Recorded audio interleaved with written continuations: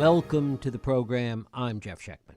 This year, workers have left their jobs at a record pace. In fact, 4.3 million workers have left their jobs just this year. They've left because of health concerns, child care issues, and just because post-pandemic they did not want to return to what they saw as rotten jobs, jobs that were also ethically and morally challenging. The pandemic has brought new light to these workers, often to what have been called essential workers. It has highlighted and personified the work we often don't see, but that we all rely on for keeping the wheels of society working. The great Studs Terkel said that work was about a search for daily meaning as well as daily bread, for recognition as well as cash, for astonishment, he said, rather than lethargy. In short, for a sort of life rather than a Monday through Friday sort of dying. And yet for millions of workers, this dying that Terkel talked about is what they face day in and day out. What impact does it have on these workers, and what impact does it have on the greater society? We're going to talk about all of this today with my guest, Eyal Press. Eyal Press is an author and journalist, a recipient of awards for social justice journalism, and he's a regular contributor to The New Yorker, The New York Times, and numerous other publications. He's the author of the previous book, Beautiful Souls and Absolute Convictions, and his newest work is Dirty Work, Essential Jobs, and the Hidden Toll of Inequality in America. Eyal Press, thanks so much for joining us once again. Thank you so much for having me on. Well, it's great to have you here. Have we made any progress as a result of the pandemic, do you think, in terms of people realizing the work that essential workers do, the kind of, as you say, dirty work that people have to do? I think that the pandemic has made people somewhat more aware of the fact that our society runs on all kinds of almost invisible labor, right? Work that is done by people in the shadows who are not on television, whose stories rarely feature in the news, but who are essential to keeping things going. That's, the truck drivers, grocery clerks, and a lot of the other folks who were kind of hailed and recognized to some extent during the pandemic as people were sheltering in place. But I don't think we've gone the full distance in that, my book, Dirty Work, is about all kinds of morally troubling jobs that are still very much in the shadows, and that I argue in the book are also pretty central to the current social order and the way we live our lives. Talk a little bit about what those jobs are. Just give our listeners a sense of what some of them might be. Sure. So first, let me define dirty work, because I think people think of, a physically dirtying job, like picking up the garbage on the streets.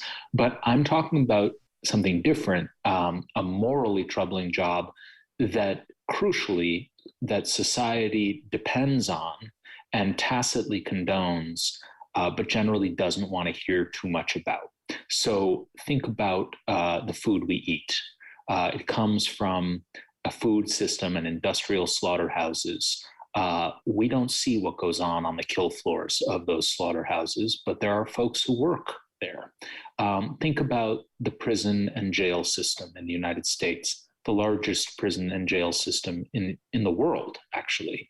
Well, a lot of people work in that system, and that system is not only unique for its size, but also for unfortunately, the harsh and often brutal conditions that prevail, and the fact that we rely on jails and prisons to serve as, de facto mental health asylums, which I write about at length. So someone is doing that work, and it's both guards and also mental health aides, or the dirty work of fighting our wars, which actually since 9/11, only 1% of the population of America has actually been involved in the fighting. But the wars have gone on year after year after year.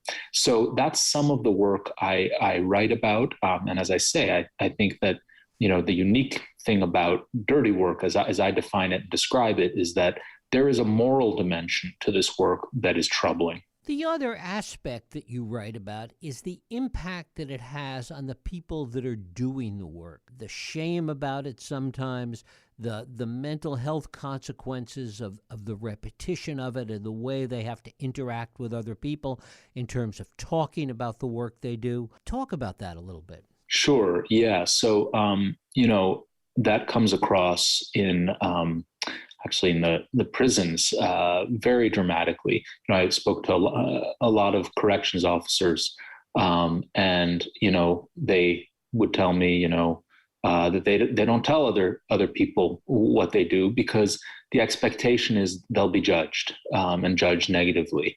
And maybe if you think that that's fitting, hey, you guys work at, this is a harsh system, and the guards are the ones meting out the violence. Well, that if that's true or not, the fact of the matter is that these are people who are agents of society, right? They're in a role that has been given because we have the criminal justice system. We have a system of mass incarceration that has built up over decades. The mental health aides in the prisons, it's not elite psychiatrists who work at these facilities. It's folks who often witness a conflict between, they are medical providers after all. They're supposed to be providing the incarcerated folks with mental health problems with treatment and with making their lives a little easier, but they're caught between that and on the one hand, and on the other hand feeling beholden to the officers who run the place. And I write about a very dramatic case in Florida where the mental health staff was witnessing abuse, couldn't say anything about it, or was too afraid to say anything about it. And I profile one of the staff members, Harriet Kriskovsky, and this was so wrenching for her that she fell into a depression. She was subsequently diagnosed with PTSD. And when I met her, she was wearing a wig over her head because her hair had fallen out. And this was all because of the anguish that sort of marked her from that job. The other thing that's important to point out, it to a certain extent, it goes without saying, but these are often the lowest paid workers on the totem pole. Absolutely. I mean, they suffer what I call a double burden. The one burden is, so Harriet, the mental health aide I just mentioned, she was getting $12 an hour working in this prison in Florida, where, as I say, the abuse was rampant. But let's move to the slaughterhouses. Similar kind of wage. This was in Texas. I looked at a poultry slaughterhouse owned by a company called Sanderson Farms. They're making millions of dollars. The workers are not. The workers are living paycheck to paycheck and suffering extremely high rates of injury. And further than that, just an assault on their dignity as human beings, because in this slaughterhouse, as in others, the supervisors are, yelling at them, keep working, don't take breaks. And as a consequence of that, you literally had, and this was a mostly immigrant workforce, you had folks, women in that plant who would go to work, and because they weren't allowed a bathroom break, they would wear a sanitary napkin, or they would bring an extra pair of pants. That is not something you would expect in the United States, in the richest country in the world. And yet, it exists and happens, those conditions, because this work is hidden from view, and it's done by less powerful members of society. What, if anything, has been done that might be kind of an example where progress has happened as a result of legislative or legal action in some states somewhere to try and address this? Well, I think that all of this work, I talk about, the central point of the book is that this work, dirty work in general, it's not separate from the rest of us, right? In various ways, it's behind the products we consume. It's behind a lot of the government programs and policies that have gone on. And so those things can change. It's not set in stone. And, I talk about how in meatpacking, at the turn of the century, when Upton Sinclair wrote The Jungle, the conditions were really, really brutal and deplorable. That's why he wrote the book. It became a bestseller, and of course, influenced Theodore Roosevelt and others, led to the passage of important laws. And conditions did improve. Unions fought for better conditions in meat packing. And there was this kind of, you could chart the progress, and the wages were higher than actually the average wages in manufacturing. Well, today we're kind of back to the world that Upton Sinclair described. Here we are in the 21st century, and unfortunately, the exploitation and the brutal conditions have returned. The unions have lost power. The government has unfortunately allowed, powerful corporate actors to water down regulations and safety rules. And as a consequence of that, you have an unfortunate return to some of the conditions that existed 100 years ago. Can we define these things in terms of, you mentioned the slaughterhouses before and mental health and prison guards. Can we define these things into some very specific sectors to make it easier for the public to respond to this and for legislators to respond to this at some point? Well, I think the first thing we have to do is to recognize that, our society relies too much on workers who never have a voice and are never allowed to tell their stories. And you mentioned, shame and stigma, and don't come forward. And so I think the first step, hopefully my book helps shed light on that. The first step is listening to the stories of these workers and, hearing them out. It was actually Biden who said in his acceptance speech when he got at the Democratic convention, he said, that his father told him that a job is not just about a paycheck.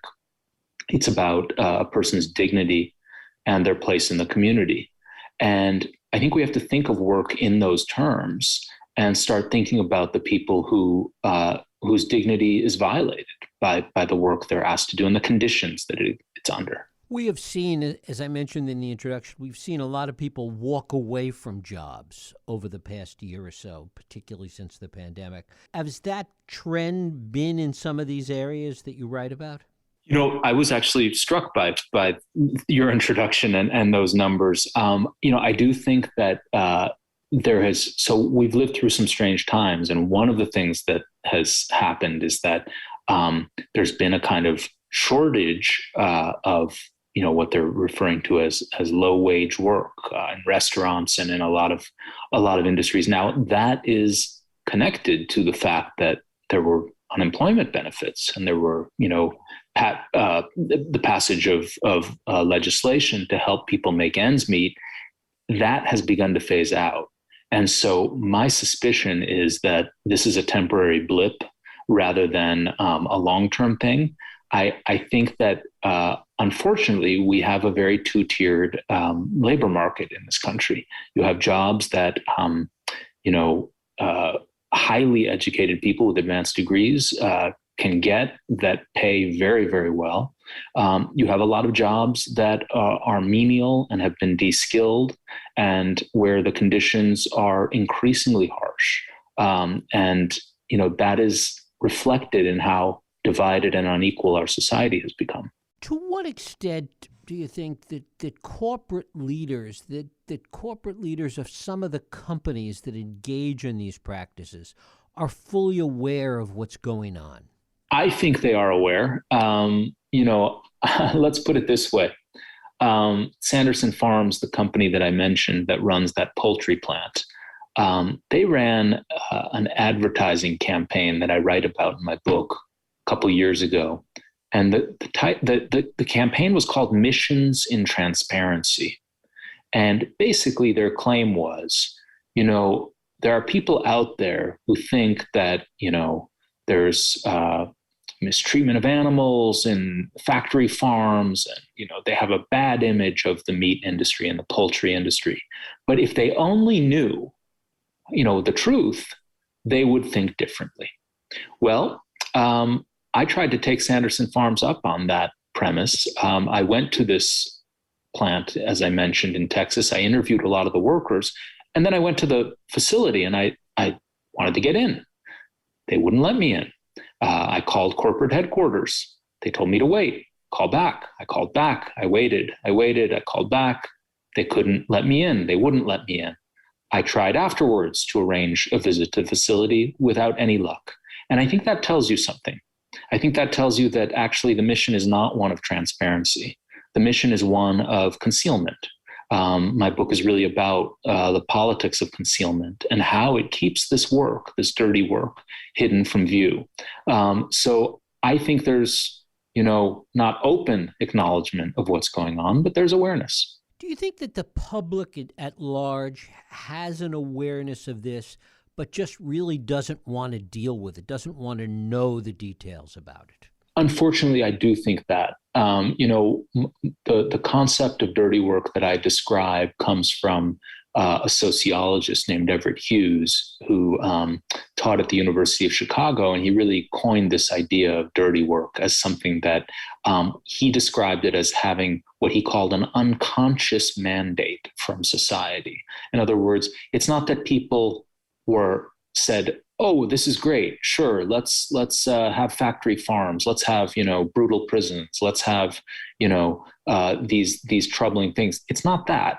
It's more that, well, okay, we're fine with it so long as we don't hear too much about it and someone else does it. It gets taken care of by someone else.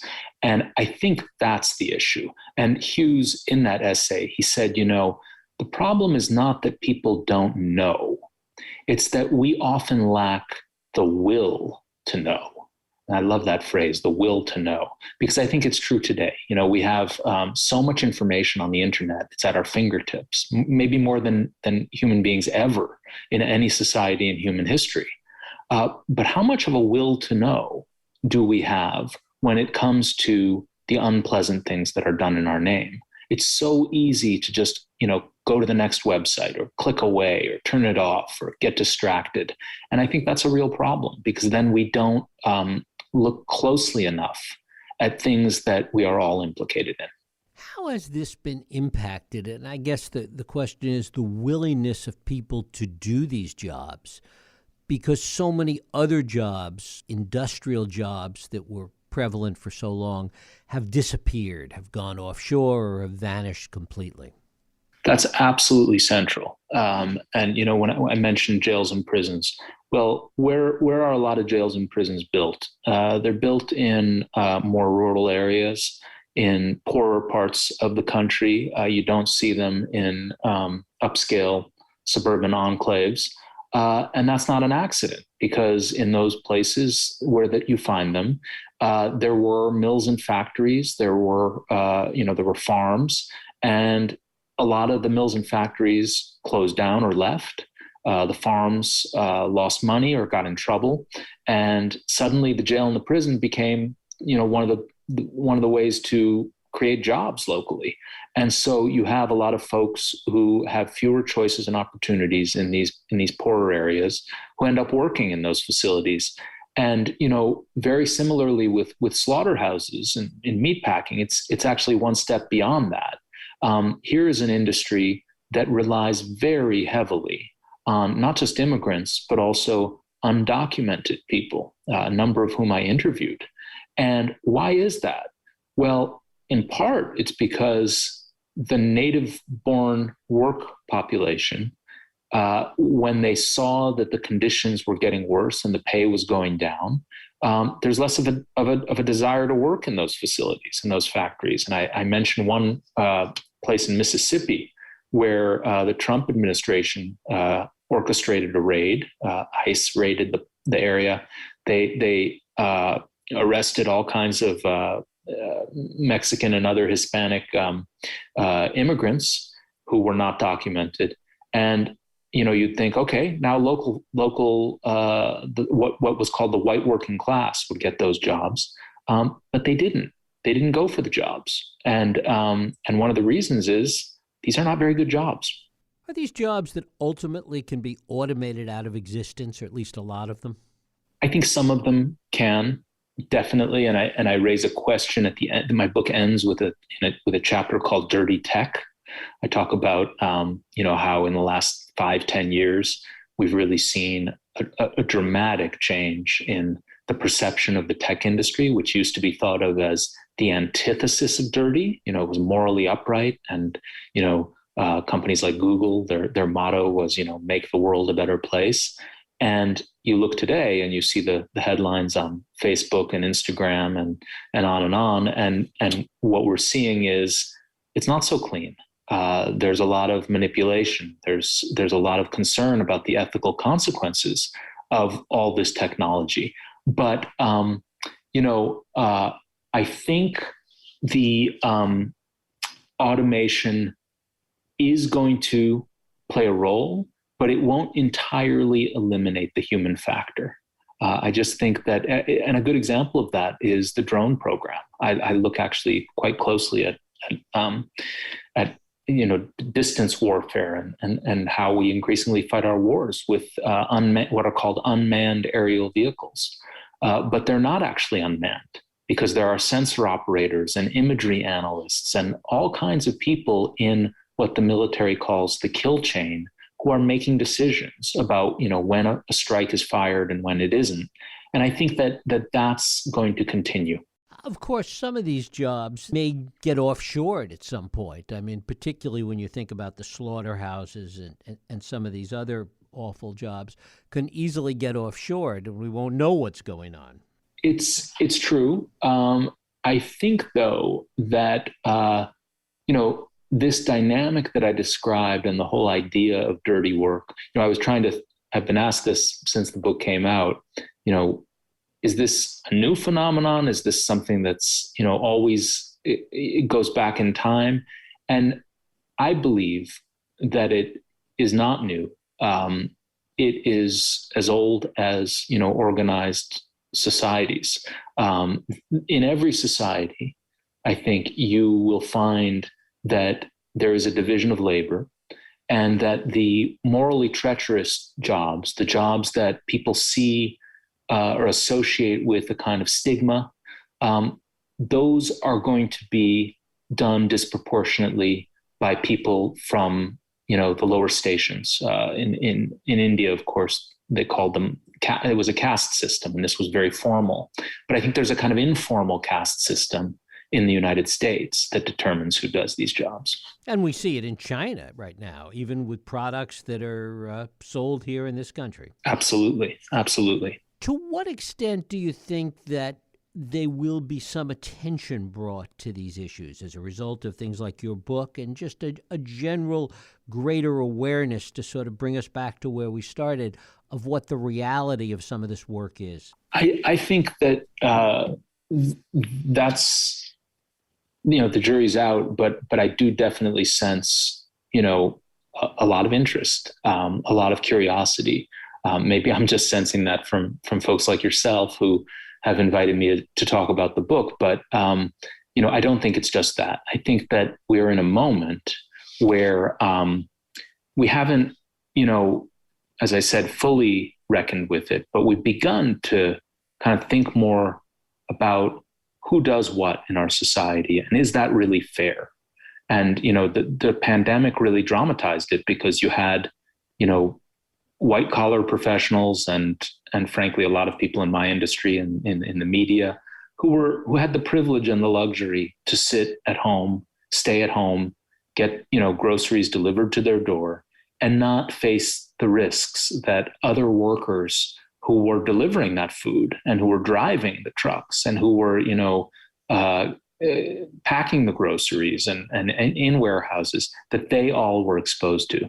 I do think that, that is a pretty dramatic thing to have happen in a society. And as a consequence of that, I think we've begun a conversation about labor and whether it's fair, and I think it's clearly not fair, that the risks fall on some people's shoulders and not others. Now, what we do about that and how far it goes, that remains to be seen. We certainly have seen a slight resurgence in union activity, and that seems to be a step in that direction.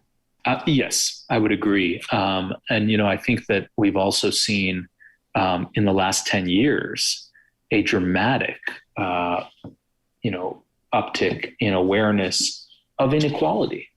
And I think that, maybe 15, 20 years ago, when people thought of poverty and despair in the United States, they thought primarily of urban ghettos, and they probably thought primarily of communities of color.